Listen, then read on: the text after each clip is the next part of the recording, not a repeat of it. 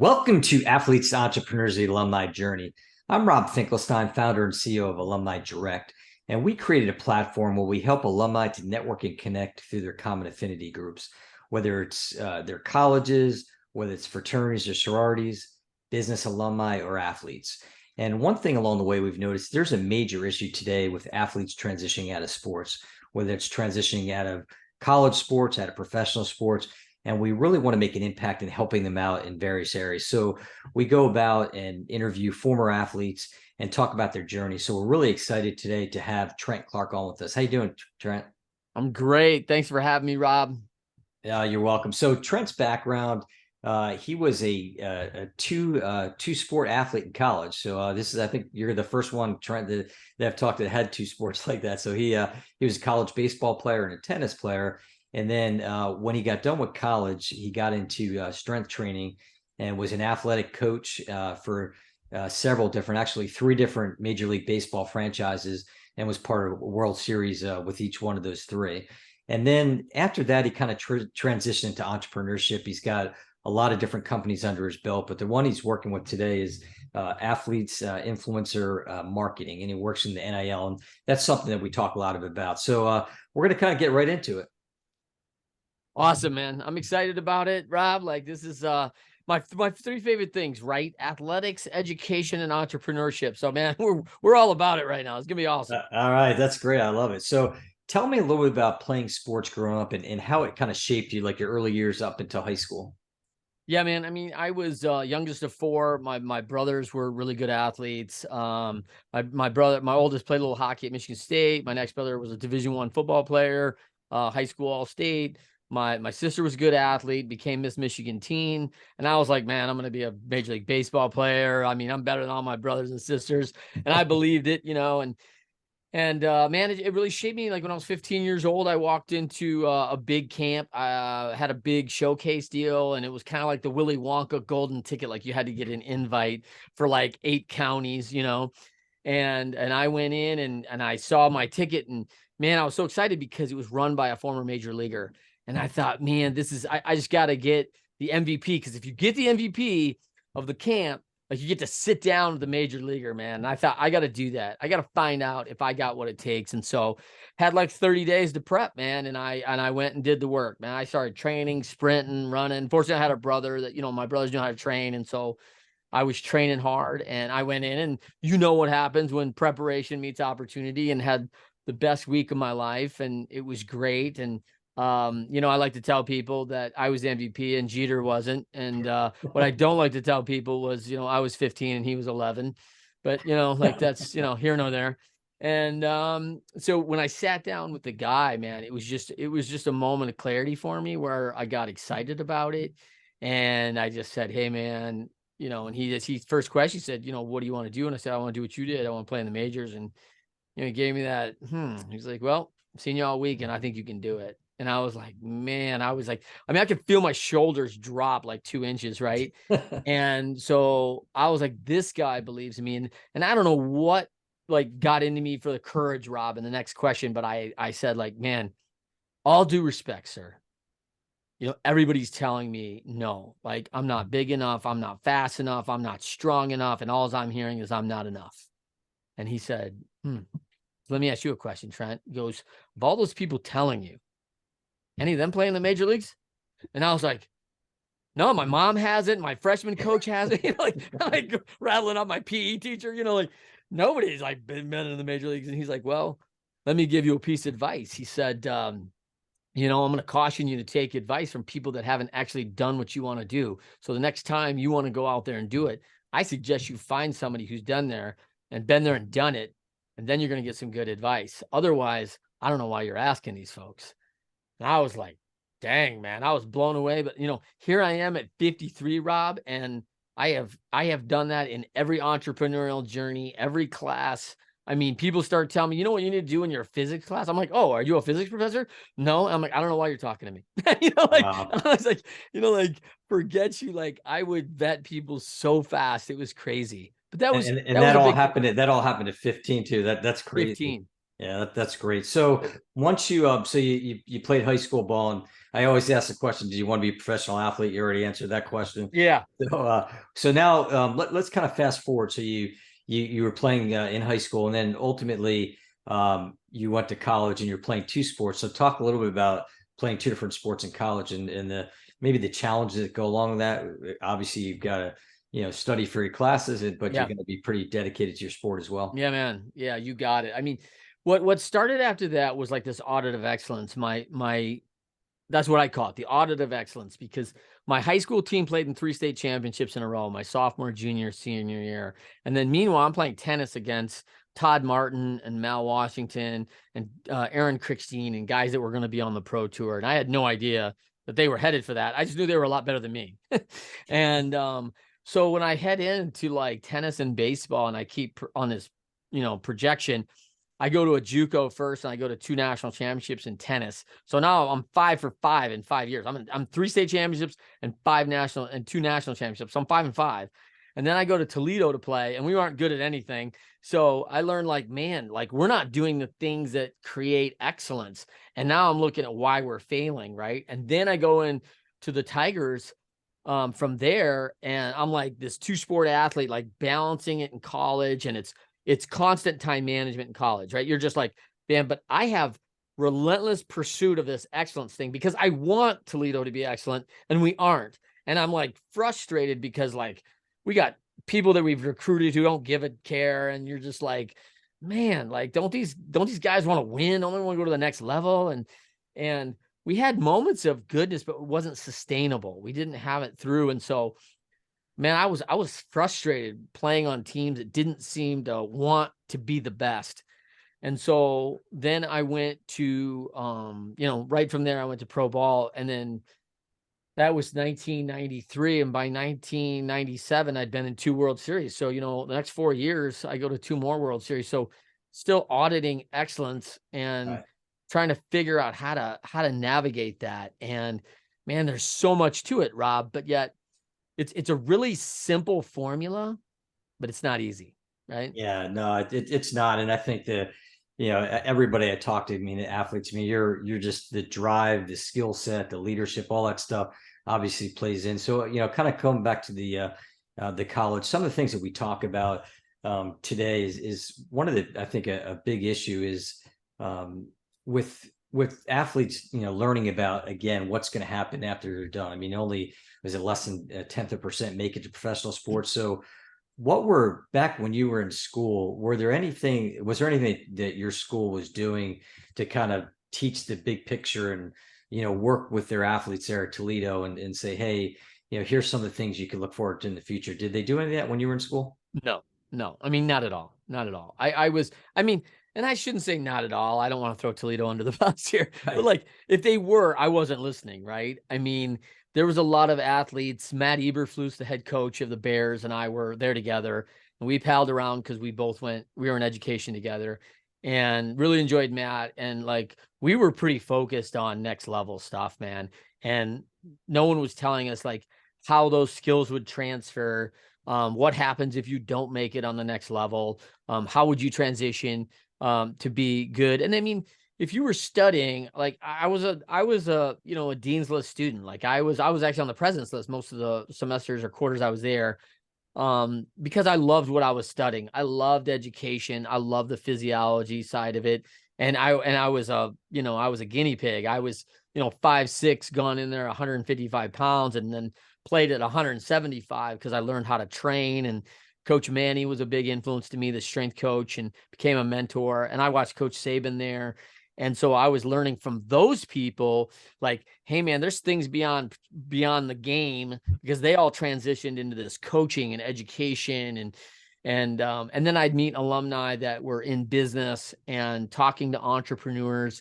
And that was really what got me going. I don't remember the college ever saying like, hey, you need to wrangle these skills that you have as an athlete, which I think there are tons, Rob.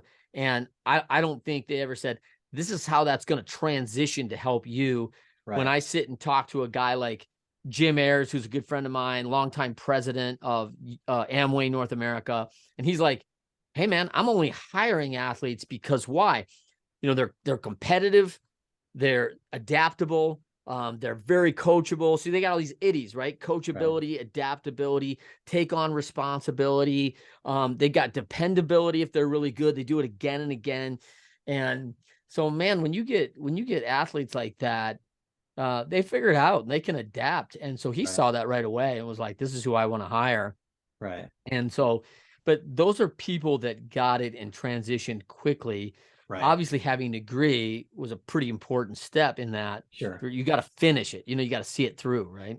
So, you hit on 2 points that I want to come back on. So one, a lot of people you talk about, like maybe you weren't listening. Okay. How would you, like, knowing now what you know, how would you get through to some of these athletes that, they obviously they're focusing on their dream. They want to be a professional athlete, but again, like we talked about, not too many make it. How would you get in their head to be able to start opening them up to looking at their future? Yeah. I mean, we do it right now in the NIL company, right? We have aimfornil.com, and we are teaching athletes how to run their business, right? How to run an NIL system by themselves, like, make up to $1,000 or more a month. And it's a big deal. And when I'm talking about these kids, it's like, I love the NCAA said it best. I really think when they said, hey, 98% are going pro in something else, right? Yeah, Like for sure. there's 570,000 athletes. You give me the money. What's the math on 98%? Because I think it's like 560, right? I mean, it's no joke. It's a very few amount of athletes that are actually getting this shot at the next level. So, if you're not focused on that, but I can tell you the NCAA didn't have that program when I was there. Right. Yeah. That wasn't very evident. And we really all felt like, if we were Division I athletes, we were one step away from making it. There were athletes around me. I had a guy named Tom Marsh, who was an alumnus at Toledo, played for the Phillies. I coached him actually for the Tribe after I went into baseball. And man, I mean, to see a guy who got some big league time out of it. So I knew there were guys in my league from my school.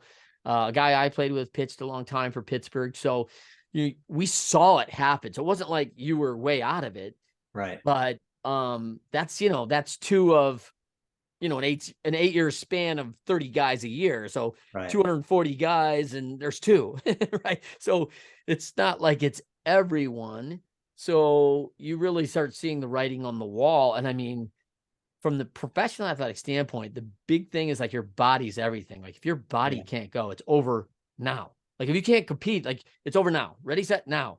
And so if you're not ready for that transition and prepared for that on the back end, that's a really long fall. And I think the other challenge of that is that, any kid who's 22 years old who has some success, you start believing your press clippings and you start hard to be, hey, I know who I am. I'm grounded.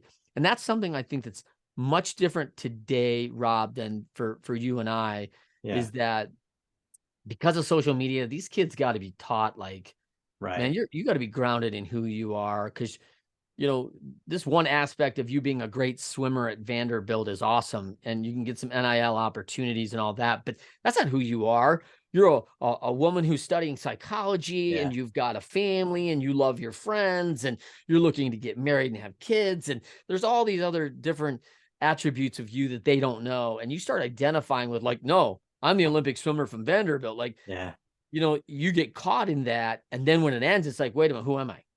Yeah. And we talked a little about that offline. You're right. I mean, the athletes are looking at themselves as their sport and not as the person. I think that's where the education comes into play. And then, the other area that you touched on too is the whole idea of just networking and connecting when you're still playing. I've talked to some agents and coaches, and they say that's the biggest problem, that when the athletes are still playing, they're not doing that, whether it's at professional level or even at the collegiate level. So, one of the things we're trying to do is kind of help facilitate that. And I guess that leads me to, like, it sounded like you had that interaction with other alumni.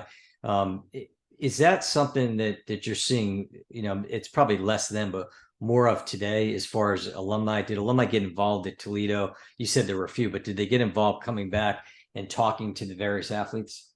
Yeah, I mean, they've never asked me to come back, and talk to the athletes, which is bonkers, right? Like, I mean, that here with my experience of professional sports, entrepreneurship, like, what are you going to do after? I've had a lot of different careers. And so I think it's alarming how little they're preparing athletes, like from a network standpoint, especially. We actually did a class today in the NIL space talking about how do you network, and we give our athletes a class and a step-by-step of how to make your LinkedIn profile better than 90%. You're on there the first day of your life at 21 years old. Who going, Right. LinkedIn, why do I need to be on this? Like, you're going to get a degree in a year, and you Yeah. need to think about your profession. And it's cool that you're getting a couple NIL deals, but next thing is going to come, and you need to be prepared. And through our step-by-step, their first day on, they're better than 90% of people on LinkedIn by profile basis. Now Right. they don't have the followers and all that, Sure. but now it's teaching you, hey, how do you use your QR code when you're with your alumni? Connect to the top 15 boosters at your school. Like, start meeting these people. And this is, I think, one of the cool things about NIL that, there's a lot of downsides to NIL, and I don't want to disagree with that. But one of the cool things is, man, Rob, can you imagine a young lady coming to you who's like, hey, I ran my own LLC with 250,000, and here's my 5 references who are all chief marketing officers of multi-million-dollar Yeah. companies who did work with me. And you're like, I know how to run my brand. I know customer service. I know how to time manage. I was a all conference athlete. And you're like going, hey, you're like better than 99% Yeah. of every kid coming out of college. Like, you've got more real world skills that are going to contribute to my organization right now Right. than people are going to be at 31, Right. and it's bonkers if they take the education, if they go get it, if they take it seriously and recognize that. And so I think I think there's still gap, right? We all think we're going Yeah. to go on to bigger, better things. And I think hope is awesome, but it's also not a strategy, right? Right. And I think, when we talk about NIL, for those people out there, it's who aren't sure what that is, it's name, image, likeness. And to your point, there's the ups and downs of it. And it sounds like you're doing a lot of great things because of the educating the athletes and teach them how, because that's when I've talked to other athletes, especially ones that are older like us, where they, NIL didn't exist back then, but they say, I love it.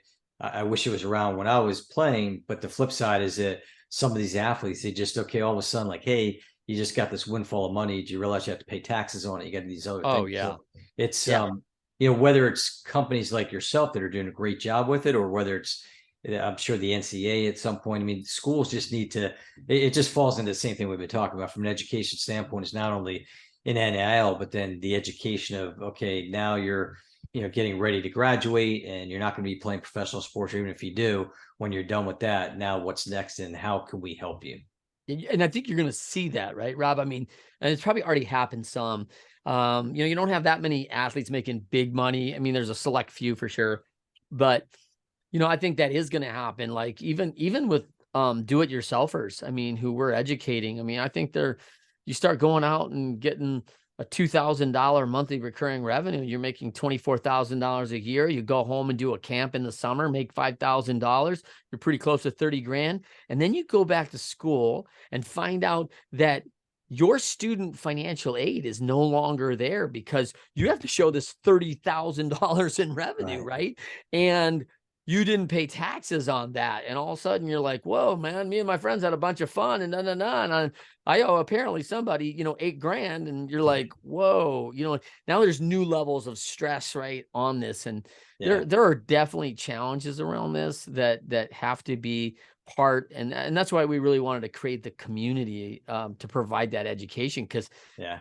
it's going to move fast. And these things you just can't say enough to people, and they need to hear it from different angles too. They need to hear it from Trent, but they also need to hear it from Rob, and they need to hear it from Teresa, and they need to hear it from their parents. And so, there's a lot of awareness, and it's going pretty fast. And I'm sure there's going to get some kids who get caught, and that's unfortunate. Yeah. But I am bullish on the fact that this has always been available to every other college student. So why wouldn't it be available to a college athlete? I mean, just from the freedom of opportunity, I think is pretty important. But I think the NCAA did a good job of like saying you can't be paid on performance. You can't go, hey, listen, I'm going to do this deal and I make $1,000, but if I score 4 touchdowns, I get an extra $1,000 per touchdown. Like, no. Right. That's not how it works, man. So I think the compliance, the theory is going through the university, signing off is really makes a lot of sense to me. And I'm hopeful that when it really comes down to it, I love the fact of having been a long time consultant and doing all this work. Probably the biggest challenge in consulting and agreements is scope creep, right? Where we say, hey, Rob, we're not going to do this. And then things shift and we're like, oh man, hey, Rob, I need these 4 other things for you. And you're like, hey, sure, Trent, but that's going to cost an additional Right. $5,000 for me to do that. And I'm like, oh, I don't have any more budget left, but I need the 4 things. And you're like, well, how's it going to work? So now the kids are like, hey, I'd love to do that, but that will have to go back submitted because I'm only approved to do these things. And so you eliminate the scope creep going, it will cost you this. And so they can decide, hey, is it in your budget or not? That's a big deal. But man, I mean, I think it's an interesting time right now. It's really interesting. Yeah, I agree. And I guess the one other quick question, then we'll get off the NIL topic. But one of the other concerns that has come up, and I want to get your perspective as an athlete. Do you see maybe some of these athletes that are having success with it, that it kind of takes away from the team? Like, do you see that ever coming up, or does that where like some of the players might be like, Yeah, I mean, I think it's gonna, first of all, we're all jealous, right? We're all jealous of the starting athlete. We're all jealous of like the athlete who's got the contract, with Rawlings, or the tennis player who's got a contract with Babolat, and yeah, I mean, they're getting that because they're good, and so there's some things that happen with that, and it doesn't change, by the way, at the pro level. It's just starting earlier, right? I mean, at the pro level, you have people making $25 million a year and people making league minimum of $700,000 a year. And if they're your friends, you can't live like they live. Like you'll go broke being a 700,000 person trying to go, oh, I'm going to rent a jet this weekend and I'm going to fly 6 of my closest friends in to hang out in New York and spend $50,000. Like, wait a minute, like, man, this money's going to be gone before you know it. And so you always have to taper that with teams. And it's going to be a challenge. I think there's definitely a factor that there's going to be some envy around that. It could be challenging for coaches for sure to balance that act. Now I will tell you that there's a lot of NIL money that's flowing into people. Like, I look at the kid from the University of Michigan, who's the top NIL basketball earner, and he's the 13th man on the team, and he's got 1 million followers and making $1 million or more in NIL money. And, he's got a great little platform, and he's not by any means the best player. Right. So, yeah. No, that's great to hear. So yeah. Let's move forward with so we're going to talk about your transition out of college and into the real world, which you've had a lot of success in the different areas. But so I want to talk a little bit about that, and then following that up with just advice that you would give to other athletes as they look to getting out of their sport. Yeah, I probably got a little break that I transitioned right into coaching pretty young, like 23 years old. They gave me that, you'd make a good coach talk as a player. And, that was just them telling me, hey, I wasn't going to make it on that level. And I mean, it was fair to me. I mean, I was pretty beat up at the time, and I had surgery shortly after that to repair a pretty bad torn labrum. And so, at the time, I think it gave me a little bit of breathing room to kind of transition my skills over to coaching and learning, but it also put me in a professional position very quickly with a lot of high quality professionals. So, man, checking that ego at the door quickly and humbling myself to learn from other coaches was really important. But, as an entrepreneur, that started pretty young too, because, by 1994, we hit the strike and I was 24 years old, and I had 4 major leaguers that were coming to me saying, hey, can you train me while this strike goes on? And I started a private training business.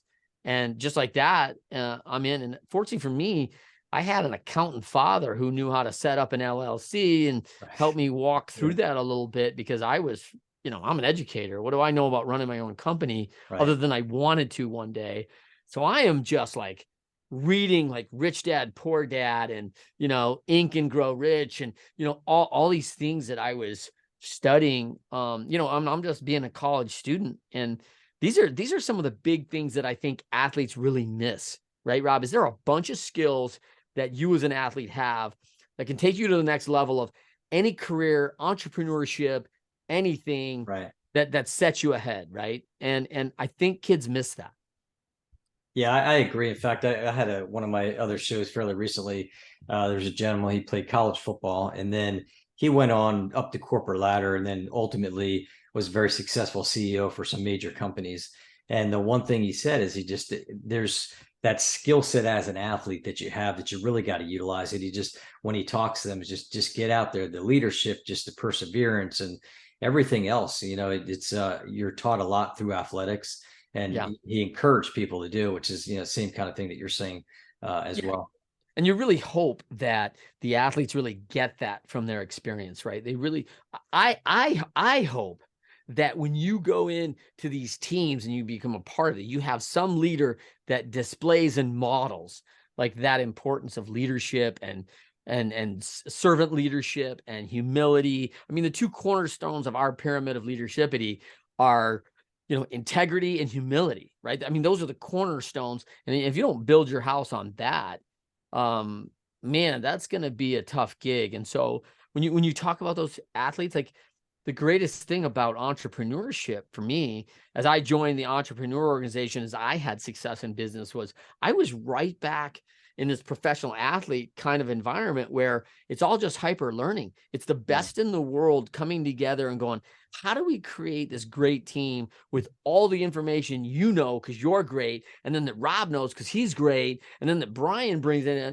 and then that Javier brings from his training, and we all come from these diverse, dynamic backgrounds of socioeconomic, educational. You're talking about like guys who've got like degrees from Big Ten universities to Latin American players who didn't go to school past 10 years old. Right. And you've got this diversity aspect of going in, and we got to all come in and learn from each other on what we know, from taking this piece of the competitive fire to the never say die attitude, to the mindset of like, hey, I'm going to work till someone just beats me out, Yeah. to the learnings I've had from the best coaches in the world and why I do and work efficiently from what I learned.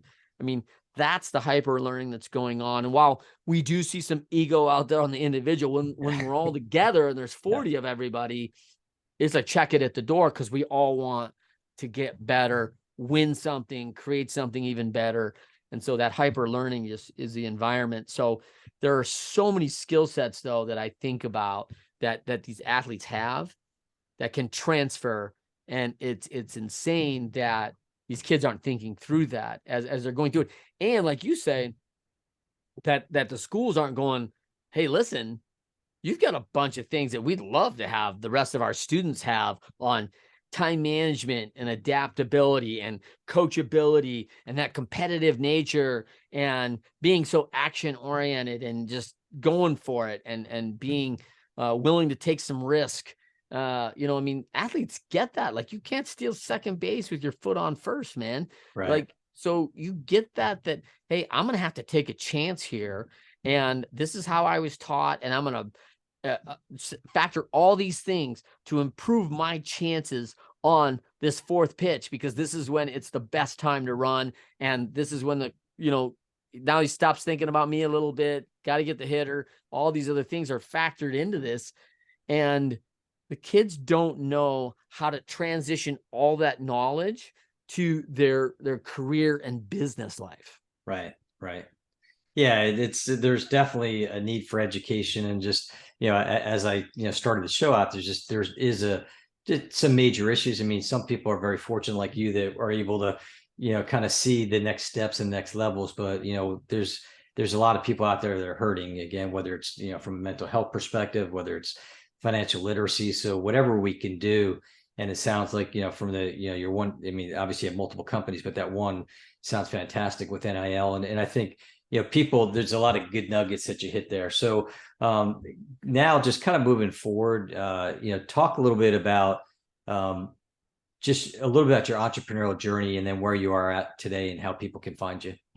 Well, I think from my entrepreneurial journey for the people that really want to go out there and do it, I mean, I don't think it's any different from wanting to be at your best in sports. Like, you're gonna have to be the big ittie's responsibility, right? And you only get paid on productivity. Right. So there's all these factors in, and you got to have a team that really gets that to create that environment. And just like you spent the 10,000 hours to get great at softball or swimming or gymnastics, whatever it is, it's, hey, I'm an action oriented person who's willing to go in and get my hands dirty and work at it and learn.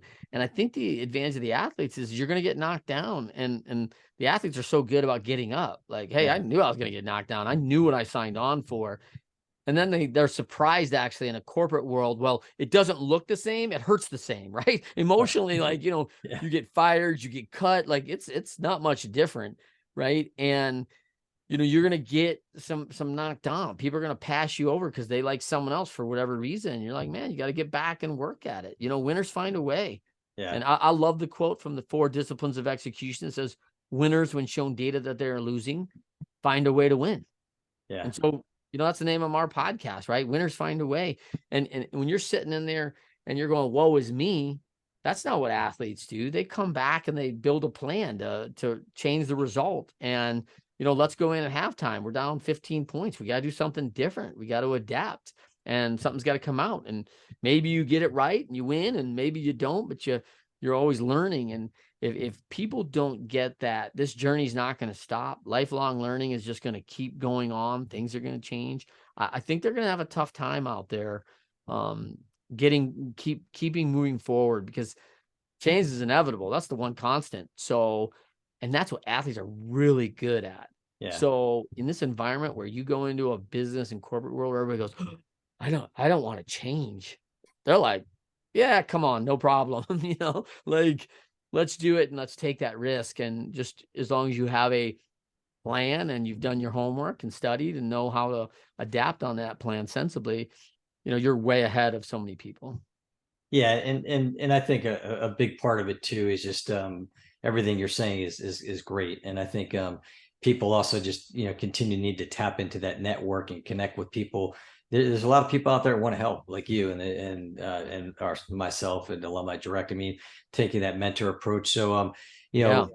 I encourage people to just reach out, and I guess that the last question related to that, and then we'll hear more about like how people can find you today. But what do you see from a professional sports perspective? Do you see athletes kind of working together like in that alumni type aspect, meaning might not be necessarily alumni from a team, it could be an alumni from a sport or just alumni as an athlete. Do you see that going on today? No, I don't see that. I mean, I guess maybe it's happening, but I'm not aware of it very well. I feel like we get siloed. I mean, that kind of every man for himself or every woman for herself. And I mean, I think it's not a team game Right. on developing that after. Now, I am seeing more, the player associations are getting better and stronger. So I think there's something there that's definitely improving, but I don't think we're there by any means. And I don't know if there's a good collegiate association where Right. like yourself, where you're developing this place where people can get that support, they can be a part of a team, they can really develop into that. I think that's a huge deal, because I love mentoring. I think it's one of the most brilliant things that someone can do. And I tell everyone who will listen, like, get in there and do it. I mean, make a list of the 5 absolute world beater 1% people that could help you, who have been and done what you've done, and you admire them. Yeah. And it's the people that are the most successful, they're in rare air. Very rarely do people call them up and ask them for their help, especially a young, talented person. And almost on 99% of those cases, they did that exact same thing. They were the young buck and went, Yeah. "Hey, Rob Finkelstein, I know you're awesome and you're the best guy. And man, if you could just help me." And you're like, "Man, yeah, I've been through some stuff. Let me help you." And Yeah. they were like, "Man, I'm a big success because Rob Finkelstein helped me back in the day. And now he would be ashamed of me if someone called and I didn't help them. And I would never do that to Rob." I admire him too much. And so when I talk about people creating that top 5 list, and I'm talking who's who, I've never seen anyone get to number 5 with 5 no's. Yeah, no, you're right. That's great advice, because and to your point is that I think the people that have that kind of the giving mentality, the ones that I think all of us that have had somebody, I've had people that have mentored me, and then, same thing is I want to pay it forward and do the same thing, help others out as well. And, that's, what we're doing as a company at Alumni Direct. So finally, talk a little bit about, what, how people can find you and what you're doing today. I know you have multiple companies, so we'll make it quick. We'll zone in on, Yeah. So aim for NIL, AIM number 4 NIL.com. That's the website. My address, my email is tc@aimfornil.com. My cell phone is 480-710-3712. I know people freak out. I get my cell phone out all the time. I'm like, call me. Listen, if you act like a moron, I will block you. So like, don't blow up my phone, but like, hey, call me. You got a question. That's how people find me, man. And so, yep, Leadershipity or Trent M. Clark. I'm on all the socials with Aim for NIL or Leadershipity or Trent M. Clark. And listen, I welcome you. Please watch, listen, take a listen on Winners Find a Way. We help a lot of all I do is interview 1%ers talking about how they got there and the challenges and how they overcame challenges. And there is a ton of just great folks in those interviews that talk about those challenges. So for someone starting out, it's a great place to go. Hey, you're going to be up against some stuff, because the most successful people in the world, as you and I know, Rob, they faced adversity along the way. I've never seen the mountain with the smooth steps all the way up, right? Where does that exist? We right? wish it was there. Yeah, I sure do. Like, I recall that, like, and listen, maybe there's a better way up. I mean, like, and I'm all for it. And, and I think that's what some of the kids today are actually, a lot of people are down on some of the new generation because they want to be at the top of the mountain and they don't want to work that hard to get there. Right. So, it's pretty cool when someone in this generation builds a gondola to get there. Like, hey, that's probably pretty smart. I climbed up the damn thing and, fell on rocks 5 times, broken arm, like I suffered a lot of challenges that there were a lot of lessons and learnings along the way. And I'm impressed if someone can circumvent that, but I think there's a lot of value in that climb that way too. So, you take the good with the bad, but I know that people have desires to be at the top and keep improving. And so I encourage them to do it. I mean, like, hey, listen, this is a life you got and you want to go for it. And, man, and this journey is never ending. This is the one thing I think that's really different, about life and business after sport. Rob, we go in and you win a World Series and you're like, oh man, we're World Series champions. Isn't that great? Guess what? there's 31 losers in MLB every year, right? There's only one winner, and that's every league. And the journey starts right back up. It's not an end game, and much like football, I don't know in this game there's an end zone. I think you're going out, and how you play the game and how you keep striving to get better is going to be far more important than quote unquote getting in the end zone. Yeah, no, and I'm fired up after hearing this. This has been great. And to find us, you can go to alumnidirect.com. You can follow us on LinkedIn and Facebook, Instagram, Twitter, and then make sure to follow the show. We're on different podcast networks, as well as on our YouTube. This has been great, Trent. I really appreciate all the time, and looking forward to continuing talking about other ways that we can help athletes out. That's awesome, Rob. Thank you for having me. Super enjoyed it. Hope the folks at home all got a little nugget there. Yep, sounds great. Thanks.